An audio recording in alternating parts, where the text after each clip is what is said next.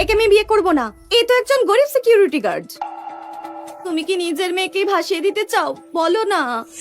ঠিক কথা। শাহু পরিবারের স্ট্যাটাস এখন কি? আমাদের প্রীতি ভবিষ্যতে একটা ধনী পরিবারে বিয়ে করবে, সেটা গরিব সিকিউরিটি গার্ডকে বিয়ে করবে? এটা বৃদ্ধ লোকটির সিদ্ধান্ত ছিল। আমাদের মিলার কর্পোরেশন সময়মাত্র জনসমক্ষে এসেছে। যদি আমরা এখনই বিয়েটা ভেঙে ফেলি তাহলে বাইরের মানুষের কাছে আমাদের সুনাম নষ্ট হবে এবং স্টকের দামের উপর প্রভাব ফেলবে। সুজিকে ওকে বিয়ে করতে দাও। যদিও মিলার পরিবারের ও এক মেয়ে, কিন্তু ছোটবেলা থেকে গ্রামেই মানুষও। ছোটবেলা থেকেই তো বিয়ের জন্য ওকে ঠিক করে রাখা হয়েছিল। তোমাদের শহরের আপেলগুলো আমাদের গ্রামের মতো অত সুস্বাদু নয়। তাকে আমি বিয়ে করব।